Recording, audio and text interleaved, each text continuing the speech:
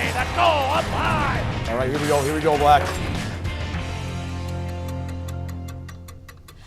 Hello everyone and welcome once again to Top Line, where twice a month we break down the 3 hottest topics surrounding the Pittsburgh Penguins. This week it is my pleasure to welcome our great friend Richie Walsh. Rich, thanks for joining us. How are you? Good. Thanks, Katie. Thanks for having me here. I appreciate it. We are happy to have you with us and we got a lot to talk about. This is our first show of 2014, so let's get to it. Our first topic today, with the Penguins' victory in Vancouver, Penguins head coach Dan Bylsma now has 233 career victories. That makes him the all-time leading coach in wins as a Penguins head coach. He surpassed Eddie Johnson's record. Needless to say, a major milestone for the Penguins head coach.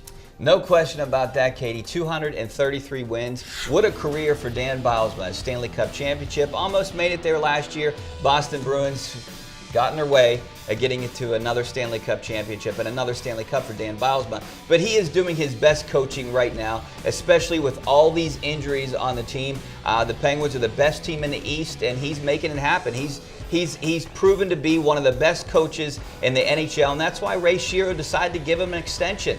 He wants him around here for a long time because he knows what he can do, and his wins are proving it. He passed one of the best coaches in Penguins franchise history, and what a history this team has had. EJ was one of the best coaches here, and Dan Bylsma now is the all-time leader in wins for the Penguins, so that's a pretty good feat, like you said. And here's hoping this is just one of many more milestones for head coach Dan Bylsma. That number will get a lot bigger, I'm sure. Let's hope. Moving on, topic number 2, Pascal Dupuis. He goes down with an ACL injury on December 23rd. He is out for the foreseeable future. What does this mean to Crosby's first line? What happens? What changes need to be made? And who's going to adjust and fill that spot?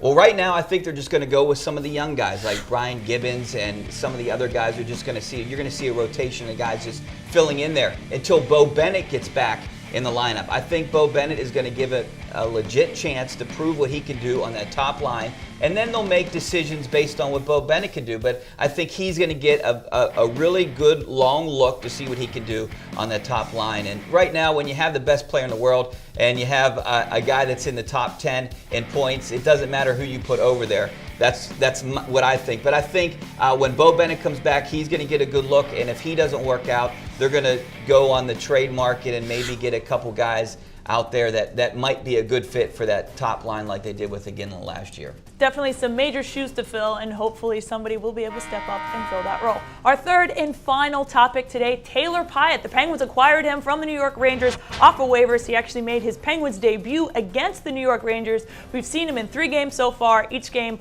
on the third line. What do you think this means, and what kind of impact can Pyatt have on the third and or fourth line for the Pens? Well, this was an intriguing move to me. He didn't have great numbers, but he does have good pedigree. He was a first-round draft pick, 8th overall, but this is his 6th team. He is a big guy, and I think he can fit well on a third or fourth line. He doesn't have the numbers, like I said. He played in 22 games with the Rangers. I think he was a -9, 1 assist.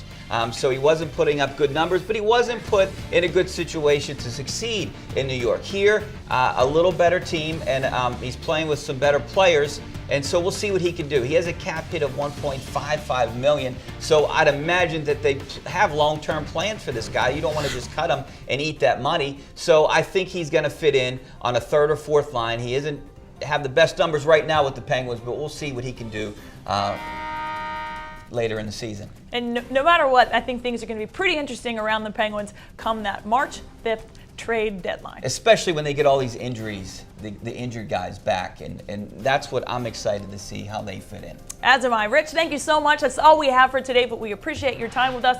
This has been Top Line. Stay tuned to PittsburghPenguins.com for more coverage of your Penguins and, of course, more episodes of Top Line. For Rich Walsh, I'm Katie O'Malley. Thank you for watching.